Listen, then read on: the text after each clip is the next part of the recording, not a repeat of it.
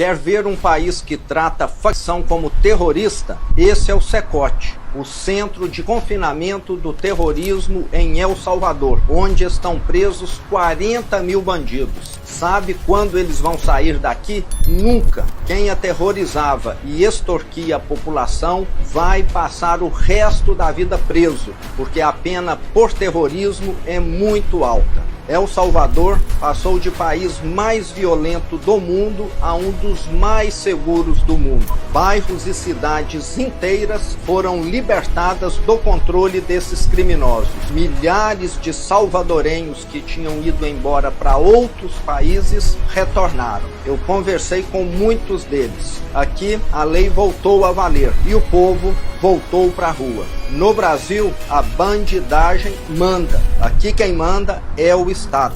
O primeiro passo para virar o jogo é definir criminoso que ocupa território como terrorista. Foi o que eles fizeram aqui. Por que será que o Lula e o PT se recusam a fazer isso?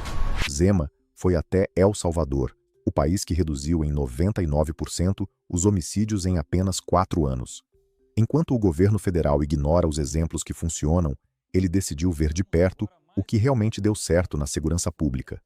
Nesta entrevista, o governador de Minas fala com firmeza sobre o que viu, o que aprendeu e o que o Brasil precisa fazer com urgência. Além da segurança, ele comenta ainda sobre liberdade de expressão, indulto, Lula e os limites do Estado diante do crime organizado. Bem-vindo, muito obrigado por aceitar nosso convite e vamos falar aí sobre muita coisa.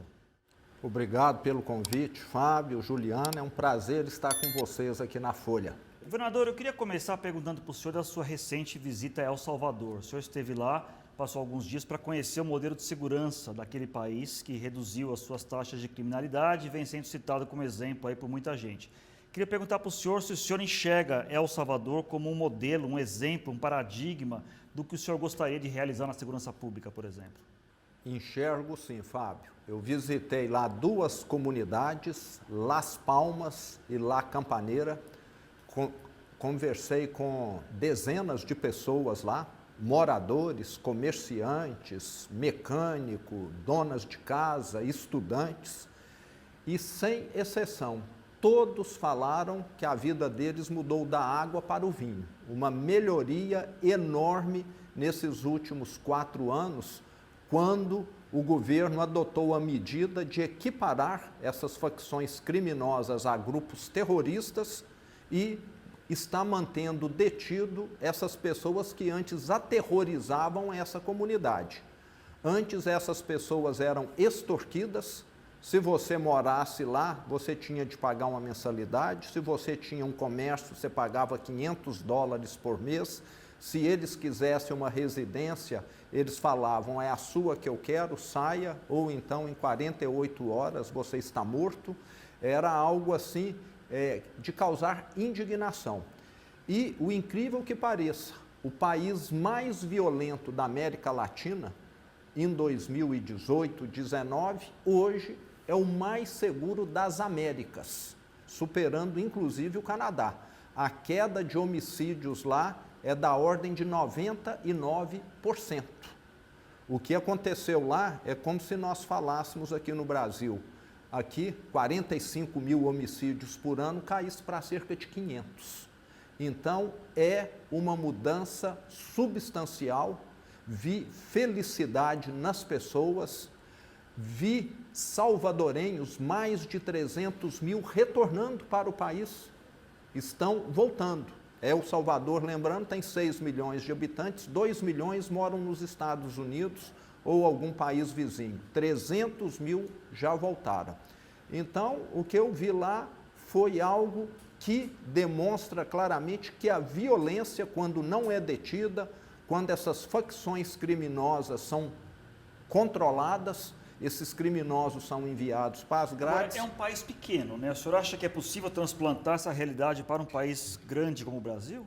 Totalmente, né? Eu acho que aqui nós temos força policial, forças armadas, proporcionalmente à população que nós temos. Lá é tudo proporcional. E um ponto importantíssimo que eu ia dizer, o turismo lá já triplicou de tamanho. Inclusive, na volta, encontrei com surfistas brasileiros que me falaram, nós frequentamos aqui há 10 anos e essa mudança aqui é algo que nem num sonho era possível de se imaginar. E se lá tem um efetivo policial, um exército, aqui nós temos proporcional, plenamente viável. O que falta no Brasil é ter coragem de fazer e colocar criminoso atrás das grades, detido. Na hora que você põe o criminoso atrás das grades, ele para de operar. Segundo dados da ONU e do Insight Crime, El Salvador chegou a registrar 105 homicídios por 100 mil habitantes em 2015, um dos maiores índices do mundo. Em 2023, esse número caiu para 2,4 por 100 mil, abaixo de Canadá, 2,8, e muito abaixo do Brasil, 22,3. O modelo adotado por Bukele, embora polêmico, quebrou o ciclo de domínio territorial das gangues. Zema aponta o que muitos ignoram. Sem controle firme sobre o crime, não há liberdade, não há investimento e não há futuro.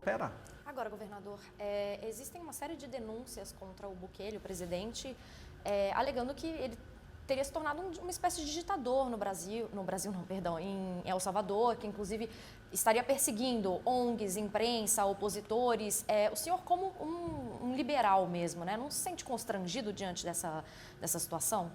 De forma alguma. Primeiro, como eu disse, né, eu fui lá para escutar o secretário de Segurança Pública e Justiça, o presidente da Assembleia, que foi eleito democraticamente, deputados, e o vice-presidente.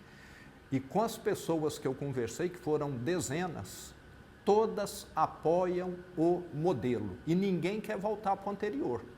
Se havia desrespeito aos direitos humanos, na minha opinião, era antes. Agora, que essas pessoas... pessoas não tem, que há denúncias de que tem pessoas encarceradas em excesso. Eu conversei com quem era extorquido, conversei com uma mãe que teve o filho assassinado e ela me falou, doía mais, não foi perder meu filho não, foi ver o assassino que matou o meu filho, todo dia passar aqui na porta da minha casa e ainda continuar me extorquindo. Isso é que doía mais. Por que os direitos humanos não vai atrás quando a situação é assim? Então, eu acho que hoje tem muito mais direitos humanos prevalecendo em El Salvador, porque a população ficava aterrorizada, submissa ao crime organizado, e hoje não fica mais. O que eu vi lá foi isso. Agora, não sei se essas organizações de direitos humanos não vão lá escutar as pessoas. Deveriam ir. Eu fui escutar, tenho inclusive vídeos que depois eu vou estar publicando. O senhor acha que a política de segurança tem que ser linha dura? Acho. Você está lidando com com terrorista. Acho que criminoso é pouco. Lá em Minas Gerais, quando eu iniciei a minha gestão, no ano anterior, 2018, nós tivemos 65 ocorrências do crime organizado chegar e dominar uma cidade. Eles chegam à noite, pegam escudos humanos, colocam dentro dos seus carros, vão explodir as agências bancárias, dominam as forças policiais, mas com escudo humano a força policial não vai ficar tirando. Tem ali reféns que ficam controlados. O ano passado nós tivemos uma ocorrência dessa e teve um motivo que ajudou muito. Em 2021 eles foram fazer isso em Varginha, no sul de Minas. A inteligência da nossa polícia detectou essa operação, detectou que eles estavam com um arsenal numa fazenda, cercou, eles não se renderam e os 28 morreram. E ficou claro o recado. Se vier aqui facção criminosa provocar terror, nós vamos reagir. Essa redução não é retórica. Em 2023, Minas Gerais teve a menor taxa de crimes violentos da série histórica, iniciada em 2012, segundo dados da Secretaria de Justiça e Segurança Pública do Estado. Isso ocorreu mesmo sem aumento expressivo no orçamento, mostrando que gestão, inteligência e prevenção são mais eficazes do que apenas aumentar gasto. Mas, governador, entrando não só no aspecto da segurança, mas muitos desses opositores têm reclamado de prisões e perseguições a respeito até de comentários contrários ao governo. Isso não contraria também uma coisa que o senhor defende muito, que é a liberdade de expressão? Então, defendo a liberdade de expressão, defendo o Estado democrático de direito. Agora, as pessoas lá não tinham isso. se alguém falasse alguma coisa, levava tiro, era executado. Inclusive, eu fui lá no Rio, que hoje virou uma quadra, um campo de futebol, onde os corpos eram julgados. Para mim, isso é que é falta de liberdade de expressão. Alguém não poder falar que está sendo extorquido, alguém não poder reclamar, alguém ser obrigado a pagar para essas organizações que eu considero terroristas por energia, por gás, por sinal de internet, que era tudo controlado por eles. Isso é que é viver, na minha opinião, né, quase que num feudalismo, né? Tenha lá o senhor do crime que controla tudo e os vassalos vivendo ali. Na minha opinião, era isso. Agora, hoje, eles têm liberdade de ir e vir a qualquer momento, não são extorquidos mais. Agora, eu fico impressionado porque as organizações de direitos humanos não vão lá mostrar isso. Acho que até porque elas não têm coragem de entrar ou os criminosos não deixam entrar para mostrar. E o que o senhor acha das ações que o governo federal, o governo Lula, tem tomado nessa área de segurança? Acho que a mais vistosa é a emenda constitucional que foi enviada para o Congresso, a PEC da segurança, né? Qual é a sua avaliação sobre essa medida, por exemplo? É uma PEC que não resolve o problema. O que eles estão fazendo ali, Fábio, é trocar o pneu de um calhambeque, de uma furreca, de uma chimbica. Está entendendo? Pode ajudar em alguma coisinha. Hoje, Minas Gerais já troca informações com São Paulo, com Goiás, com Rio de Janeiro. Unificar todo o Brasil pode ajudar alguma coisa assim. Mas não vai na origem do problema. A origem do problema é qual? Prender quem mata, prender quem rouba. Lá em Belo Horizonte, eu tenho um caso que o comandante da Polícia Militar me mostrou, 88 ocorrências, está lá no prontuário, ele está solto. Ele vai para a audiência de custódia, fica no máximo uma noite e é solto. Nós temos hoje no Brasil uma escola do crime funcionando. O custo do crime no Brasil é baixíssimo. Nós temos de encarecer o custo do crime. E a sociedade quer isso. E graças a Deus está lá no Congresso, eu já falei que eu tenho todo o apoio para que as organizações criminosas, as facções sejam equiparadas a organizações terroristas. E são. Eles levam terror, pavor, escudo humano. Eles têm hoje essa questão de símbolos, estão trazendo jovens.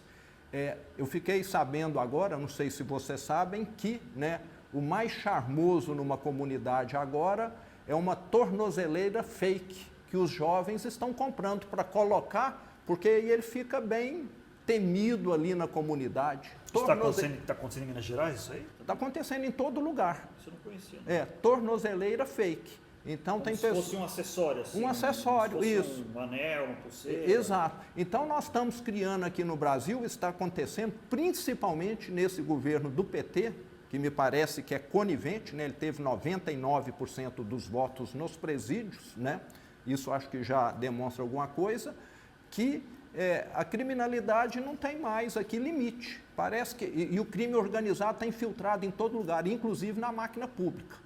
Dentro do executivo, dentro do judiciário, elegendo parlamentares. Se nós não determos, nós vamos ter aqui um narco-estado. O senhor falou um pouco sobre trazer para Minas Gerais algumas das questões que o senhor viu ali em El Salvador, mas a polícia de Minas Gerais hoje tem enfrentado uma questão que o estado todo tem enfrentado em Minas Gerais, que é um contingenciamento. O senhor tem enfrentado uma questão fiscal ali, está na negociação com o governo. Acontece que isso também está entrando direto no abastecimento dos carros, das viaturas das polícias que estão racionando combustíveis. Tem uma série de reportagens de diversos veículos, da Folha inclusive, mencionando isso. Não é um contrassenso o senhor ter utilizado esse exato momento para viajar acompanhado de outras 6 pessoas para El Salvador, usando inclusive dinheiro público? Então, em Minas Gerais nós temos hoje o estado em diversos indicadores de crimes mais seguro do Brasil e eu não estou satisfeito, entendeu? Se no Brasil nós tivéssemos a mesma taxa de homicídios que tem em Minas Gerais, você sabe quantas vidas seriam salvas? Cerca de 25 mil vidas. Se os outros estados do Brasil falassem, nós vamos fazer igual Minas Gerais, 25 mil brasileiros teriam a vida poupada no Brasil. Mas, governador, um gasto desse, de uma viagem dessas, com diárias no exterior, não seria mais viável dentro do próprio estado? Eu fiquei lá 3 dias, fui com uma comitiva, eu e mais 6 pessoas, avião de carreira. Eu acho que se eu estivesse viajando com 200 pessoas, ficando em hotel de luxo, etc., e tive lá agenda cedo, à tarde e à noite. Foi uma viagem super cansativa, entendeu? E eu e o meu secretário de segurança trouxemos coisas que vão ajudar muito. Uma das coisas que nós vimos lá, que nós não sabíamos, é que lá em El Salvador tem uma lei que determina que todas as operadoras de celular não tenham sinal de celular dentro dos presídios. Olha que maravilha que seria aqui no Brasil se fizesse isso. Acho que até o governo federal é que deveria ter ido lá antes para ver o que está sendo feito lá. Mais do que um governador, acho que isso interessa ao governo federal. Um país que reduziu em 99% a taxa de homicídio, eu não sei se já tinha acontecido isso na história. Eu acho que você tem de ir lá ver. Então, se eu fiz isso, é para melhorar a segurança pública de Minas Gerais. A segurança pública, na minha gestão, melhorou muito, nem se compara com a que era. E nós temos de lembrar também, Juliana, que não é só dinheiro que resolve as coisas, não. Eu venho de uma família muito pobre, trabalho duro, criatividade resolve. E em Minas Gerais, nós tiramos o estado do atoleiro que o PT colocou muito em virtude disso. Porque o Estado hoje ainda tem uma dívida gigantesca com a União, que cobra juros de agiota, não só de Minas como de outros estados, e mesmo assim eu fui reeleito em primeiro turno, porque o mineiro viu que a vida dele melhorou. E hoje lá em Minas, tenho certeza que o mineiro endossou a minha viagem lá, porque ele viu que nós fomos ver algo para melhorar a vida dele. E eu sou um político, acho que diferente. Eu venho do setor privado, eu não sou de fazer teatro, eu não sou de ficar fazendo essa politicagem que a maioria faz, não. Fernando, eu queria mudar um pouquinho de assunto, mas ainda ficando um pouco na área internacional, digamos assim, queria perguntar ao senhor a respeito do governo Trump, porque o senhor teve uma postura elogiosa ao presidente Trump quando foi eleito, mas a gente sabe que o governo Trump tem tido uma política de deportar imigrantes ilegais. E a gente sabe que no seu estado, Minas Gerais, uma grande parte dos imigrantes vem de lá, né? A região de Governador Valadares, que é famosa por isso, cidades do entorno e tudo mais. A gente pode imaginar que muitos desses que foram para os Estados Unidos agora estão com medo, estão ameaçados de serem deportados para o Brasil de volta. O senhor concorda com essas medidas do Trump? Todo país tem soberania. Eu acho que nós não podemos entrar em assuntos de outros países. O que eu lamento muito, Fábio, é o Brasil não ser a terra das oportunidades que nós poderíamos ser. A minha família veio para o Brasil da Itália para trabalhar na enxada, aqui na região de Ribeirão Preto, porque lá na Itália não tinha oportunidades na época e aqui tinha. Então, eu gostaria que o Brasil voltasse a ser a terra... Mas o que o senhor diria para os mineiros que estão nos Estados Unidos, por exemplo, com medo do Trump? É difícil, né? Cada um acho que tem a sua história aí, mas eu tenho notícia de muitos brasileiros com quais até tenho contato que foram embora daqui exatamente por causa da violência. Tiveram algum parente que foi sequestrado, alguém da família que foi assaltado, que foi morto, e acho que todos nós conhecemos alguém assim. Então é muito ruim, né? É uma tristeza que nós estejamos assistindo brasileiros indo não só para os Estados Unidos, como para a Europa. Ontem eu vi que Portugal também vai tomar medidas semelhantes a essa, e aí nós temos mineiros e outros, né? O que é algo a lamentar. E aí é mais um motivo para nós tentarmos mudar o Brasil. Eu tenho uma filha que mora em Londres, porque lá ela viu muito mais oportunidades na área que ela atua do que aqui no Brasil. Eu gostaria muito que ela voltasse para cá. Agora, o que nós estamos vendo aqui no Brasil são políticos que fazem vista grossa para os grandes problemas que o brasileiro enfrenta. Mas, governador, o senhor concorda com a deportação? É soberania de cada país. Se nós tivéssemos aqui terroristas de outros países, nós íamos deixá-los soltos. Não estou falando que os brasileiros lá são terroristas, não. Então, acho que aí... Que há uma série de denúncias de que há pessoas sendo deportadas, inclusive em situação legal nos Estados Unidos. soberania. Eu não entro em assunto de outros países. Acho que da mesma maneira que ninguém gosta que o Brasil também tenha interferências externas, eu não conheço os casos em detalhes, é algo a ser averiguado. Governador, falando um pouco sobre o ano que vem, a eleição presidencial, o senhor está se colocando como um pré-candidato, né? Está percorrendo o Brasil e tudo mais. O senhor sairia candidato contra um candidato da família Bolsonaro, por exemplo? Se fosse o próprio Jair, parece um pouco difícil, mas tem Eduardo, tem Flávio, tem Michele. Caso um desses três seja candidato, o senhor sai candidato do mesmo jeito? Fábio, eu fico satisfeito de ver que a direita, né, tem várias opções, e quando você tem mais opções, você tem muito mais chances, diferentemente da esquerda. Eu continuo, né, confiante que o presidente Bolsonaro possa ter os seus direitos políticos reconquistados e venha a ser o candidato. Se ele for, com toda certeza, a direita vai trabalhar unida com relação ao nome dele. E eu... E se for um filho dele, por exemplo? Então, aí eu acho que já vai ser um tanto quanto diferente. E é difícil... Michele é a mesma coisa. Michele, aí eu acho que é difícil opinar nesse momento, né? Está muito incipiente, mas eu continuo confiante no nome dele. Mas o senhor estaria aberto à possibilidade de integrar uma chapa bolsonarista como vice ou até mesmo candidato ao Senado? O meu perfil é de executivo. Trabalhei minha vida toda fazendo. Fui presidente de uma empresa que hoje tem lá 5.000 funcionários. Estou, né, governando um estado que tem 300.000 funcionários.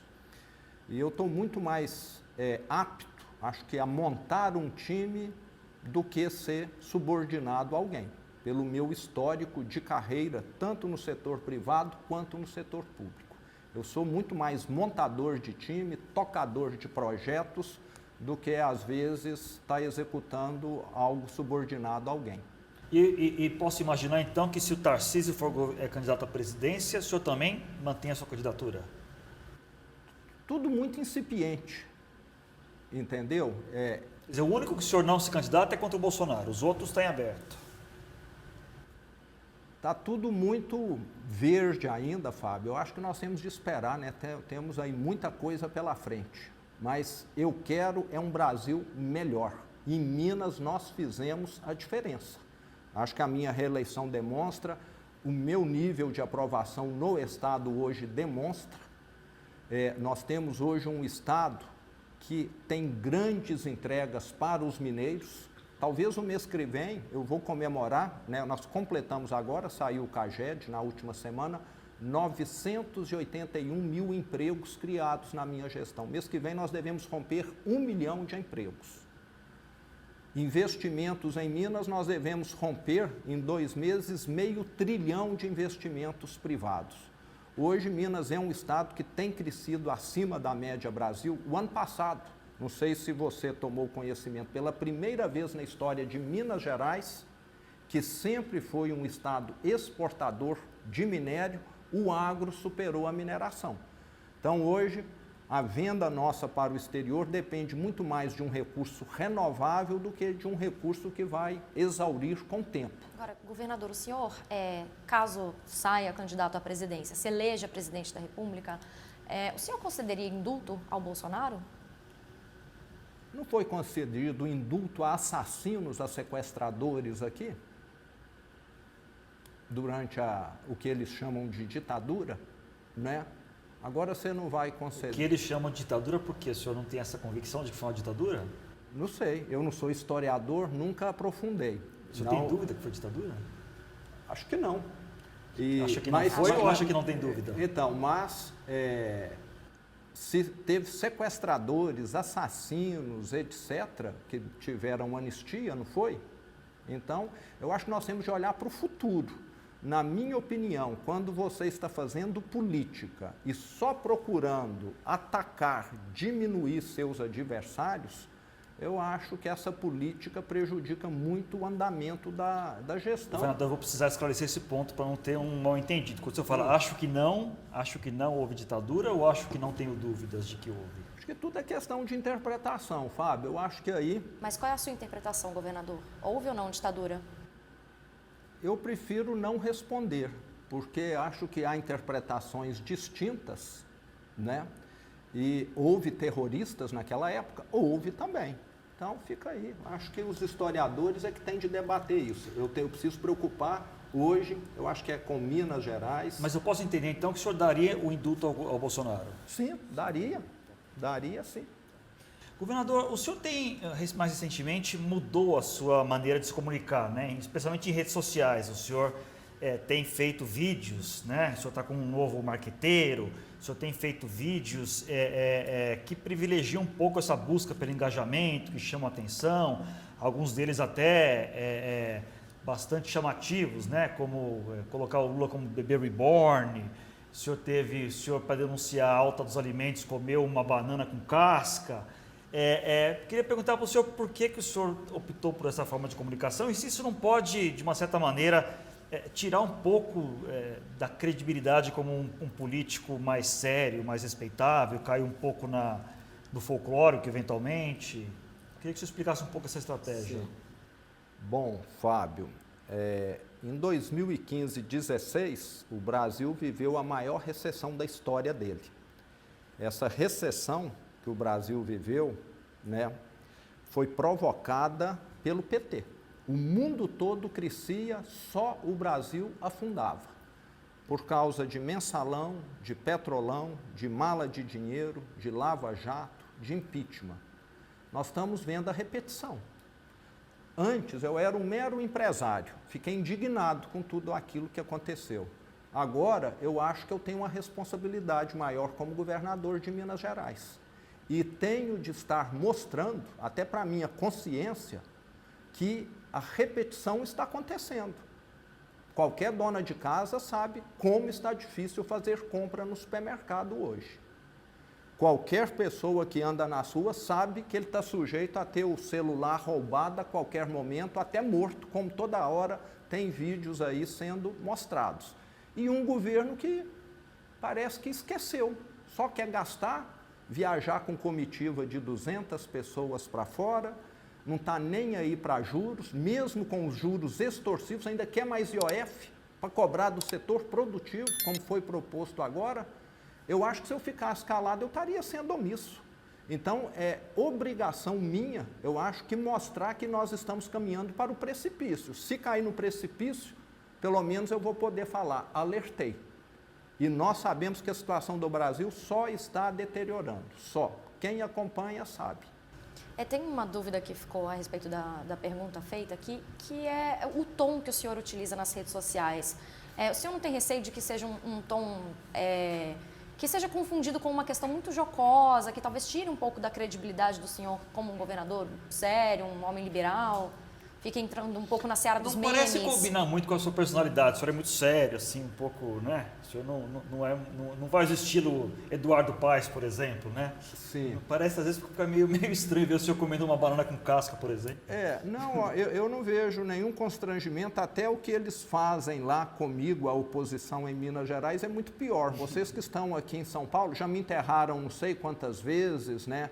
Já fizeram bonecos meus com todas as características lá, então acho que faz parte um pouco aí do jogo da política também, né? Acho que acaba fazendo com que as pessoas tenham um pouco mais de interesse. O senhor falou muito sobre o governo Lula, né? O governo Lula está com uma dificuldade de popularidade evidente, as pesquisas estão mostrando isso, né? Mas nós temos ainda 1 ano e meio para a eleição, o presidente tem a máquina na mão, tem a caneta, tem medidas para lançar. O senhor acha que o Lula pode recuperar parte dessa popularidade ainda até a eleição ou o senhor acredita que é só ladeira abaixo agora? Então, se o problema dele, Fábio, fosse popularidade, eu acho que ele poderia recuperar. O problema dele é execução. Esse governo não entrega nada a não ser inflação, aumento de juros, aumento de impostos, esse tipo de coisa que nós estamos assistindo aí. E eventos demais. A Juliana me falou da viagem a El Salvador, né? É só nós seguirmos aí as viagens do presidente para dentro do Brasil mesmo. Toda hora é só anúncio, anúncio, anúncio, entrega nada. Ficar fazendo anúncio é a coisa mais fácil. E para fazer um anúncio levam 500 pessoas para poder anunciar algo que muitas vezes nem sai do papel, né? É só lembrar lá do PAC da Dilma, né? A quantidade de coisa que foi anunciada, iniciada, começada e nunca executada. O problema do governo hoje é execução. E quem não tem execução, não tem entrega, não vai ter popularidade. E, no meu entender, à medida que isso ficar mais visível e expor mais, até a tendência talvez seja até de piorar. Uhum. Pode ir, Zanin. Mas o senhor acha que o Lula ele é vulnerável eleitoralmente, mas em que aspecto? Assim, a questão econômica, por exemplo, porque os indicadores econômicos, por exemplo, não são ruins, né? O desemprego está baixo, a inflação está um pouco fora da meta, mas também não explodiu, nós ainda teremos crescimento esse ano e o governo está com novos programas, vai anunciar, por exemplo, auxílio gás, isenção para conta de luz para baixa renda. O senhor acha que dá para explorar esses pontos vulneráveis exatamente aonde? Então, eu lamento, né, que o governo parece que fica só querendo entupir a população de baixa renda, de auxílio isso, auxílio aquilo, auxílio não sei mais o quê. O que o brasileiro quer é ter dignidade, de ter um salário, de ter uma renda adequada, de poder prosperar. O brasileiro está cansado de viver de esmola do Estado. Vive porque não tem alternativa. E em Minas Gerais, nós mostramos que é possível fazer diferente. Quero te contar um caso que eu tive o ano passado na Serra da Canastra, que fica ali na divisa de São Paulo com Minas Gerais, bem próximo de Franca. Fui visitar um casal, eles têm 6 hectares de terra, uma propriedade rural minúscula. Com o fortalecimento do queijo artesanal mineiro que nós fizemos lá em Minas, esse casal, o senhor e a senhora chama Nilce, alguma coisa assim, tiram livre por mês, depois de pagar ração do gado, veterinário, energia, combustível, eles tiram livre, um casal com 6 hectares, R$30 mil, produzindo queijo canastra. E produtores de queijo em Minas, nós temos cerca de 30 mil, que estão sendo impactados positivamente. Nós temos de viabilizar a produção, a geração de renda do brasileiro. O brasileiro cansou de auxílio gás, auxílio energia, auxílio aquilo. Acho que a ficha não caiu para esse governo federal. As pessoas querem empreender, as pessoas querem ter dignidade, falar eu ganho, eu invisto, eu prosperei e não eu dependo de governo. Então, parece que nós mudamos de país e esse governo está com a regra dos anos 60 ainda. Agora, uma medida que o governo tomou para tentar auxiliar essa população tinha sido essa questão do imposto de renda, né, da isenção para quem ganha até R$5 mil. E no seu campo político, ali da direita, da centro-direita, muita gente criticou isso como uma medida populista. O senhor acha que foi uma medida populista? O que esse governo faz, na minha opinião, é medida populista. Ótimo que a isenção seja para até R$5 mil. Na minha opinião, a tabela do imposto de renda deveria ter uma correção anual de acordo com a inflação, para não ficar represado como ficou, não sei se 20 anos.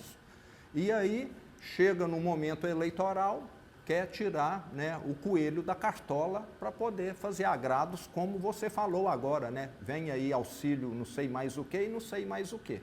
Mas, como eu falei, acho que a população está querendo coisa diferente. O senhor citou o Bukele como um modelo na segurança. O Milei é um modelo na economia para o senhor?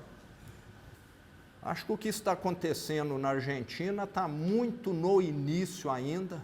Difícil tirar, né, uma conclusão, mas nós estamos vendo uma queda drástica na inflação, que já caiu, não lembro aqui os dados, e é o que todos os manuais de economistas responsáveis recomendam. Um país que imprime moeda, como a Argentina imprimia, é um país que acha que isso é solução. É igual o próprio Milei fala, é só imprimir diplomas e falar que todo mundo agora é doutor, né? Não é imprimir no papel que você resolve os problemas. Então, a Argentina, na minha opinião, está trilhando o caminho que vai colocá-la novamente numa trilha de prosperidade. Leva-se tempo. Um doente como a Argentina é como alguém que ficou numa UTI meses, né? Totalmente debilitado, exige um cuidado, uma recuperação durante um longo tempo. E muitas vezes as pessoas são imediatistas. Já está lá há 5 anos. Nenhum país se tornou desenvolvido em 10, 20 anos. Mas uma medida de choque com uma motosserra assim para o Brasil é necessária? Eu acho que não. Se nós fizermos aqui o gradualismo corretamente, o Brasil avança muito. Nós não precisamos de nenhuma revolução aqui. Quer dizer, o senhor, só para entender, o senhor defende na essência o que o Milei está fazendo, mas o senhor teria um outro ritmo, digamos assim. A situação do Brasil é diferente. Nós não temos uma inflação de 200% ao ano. Nós temos uma inflação alta que incomoda, né, principalmente quem ganha menos, e uma redução no gasto público, uma reforma administrativa seria muito bem-vinda e ajudaria aqueles que ganham menos. Agora, governador, o senhor tem reclamado um pouco, mudando um pouco de assunto, mas mantendo na área econômica ainda, né? O senhor tem reclamado dos sigilos impostos pelo governo Lula a respeito de diversos temas, mas o senhor também impôs sigilo sobre os benefícios tributários no setor empresarial em Minas Gerais. Houve, inclusive, um crescimento na quantidade de benefícios concedidas pelo Estado. O senhor também não vê uma contradição nisso?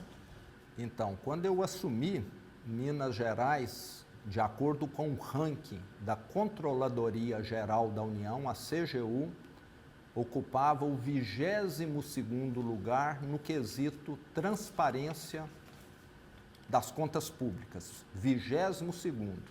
Já tem 4 anos que nós estamos em primeiro lugar junto com o Espírito Santo. Então, evolução enorme. E no passado, há 20 anos, há 30 anos, existia, e de certa maneira ainda existe, uma guerra fiscal entre os estados, onde praticamente todos eles guardavam as informações do que concediam ou não de incentivo fiscal. No meu governo, nós não concedemos nenhum incentivo, nenhum foi concedido. Nós mantivemos o que existia. Todas as empresas que nós atraímos para Minas Gerais foi usando incentivos já existentes. E eu, inclusive, já solicitei à Secretaria da Fazenda que publique esses dados. Nós não temos o que esconder. Acho que a guerra fiscal já está acabando com a reforma tributária. Era uma questão de sigilo comercial de vários estados. Não sei quantos mantinham esses dados, isso já existia desde sempre. Eu nunca pedi para manter nada em sigilo, pelo contrário. Se qualquer um avaliar, vai ver que antes o governador de Minas voava em aeronave do estado, não só o governador, como também os seus protegidos, amigos, e isso ficava lá em sigilo 5, 10 anos. Desde que eu entrei, qualquer um que entrar no portal da transparência vai ver os voos que eu fiz o mês passado, para onde eu fui, com quem eu fui e o que eu fui fazer. Mas o senhor nega que houve aumento de isenção fiscal no Estado? Nego e provo. Está lá. É só você olhar todos os decretos e leis que foram aprovadas na minha gestão. Quem acredita nisso está escutando o que a oposição fala sem estar conferindo. Nós não criamos nenhum incentivo fiscal na minha gestão. Desde o dia 1º de janeiro de 2019, a única isenção que existe no Estado são aquelas que já existiam previamente. Está gravado aí para todo mundo. Vamos conferir, hein? Pode conferir. Chegando no final da nossa entrevista, mas eu queria fazer uma última pergunta para o senhor, que é a questão da dívida, né? Que é um problema sério que o senhor herdou, né? É bom que seja de dar a informação correta, não é uma coisa que o senhor criou, o senhor herdou, mas o senhor está tendo que administrar essa questão da dívida e existe um plano, uma negociação da dívida federal com a União e o senhor apresentou um plano que inclui a venda de vários imóveis, né, lá do Estado para ajudar a sanar essa dívida. Mas os primeiros sinais que vêm do governo federal são de que não se entusiasmaram muito com essa ideia aí de venda, tem até a sede, uma das sedes do governo do Estado, tem hospitais, tem universidade e tudo mais. Caso essa proposta seja realmente recusada pelo governo federal, qual é o plano B? Como é que o senhor vai proceder para tentar resolver essa questão da dívida? Bom, Fábio, nós temos de quitar 20% da dívida, o que dá aproximadamente 35 bilhões de reais. A dívida toda é da ordem de 165 bilhões. E com essa quitação de 20% e mais algumas medidas, ações na área de segurança pública, de educação, o Estado pode ter uma redução na taxa de juros de até 3% ao ano. O nosso objetivo é esse, fazer com que essa taxa de juros caia, porque aí esse pagamento da dívida passa a caber no bolso do Estado. O que nós temos visto nos últimos anos é uma dívida que sobe muito mais do que a arrecadação. É igual alguém que faz o financiamento da casa própria, compromete 10% da renda no início, depois de 15 anos está comprometendo 60% da renda. A dívida de Minas, tem de lembrar, foi feita toda no passado. Eu não fiz R$1 de dívida, herdei a dívida e estou pagando. Só que quanto mais nós pagamos, mais a dívida cresce, é o que tem acontecido.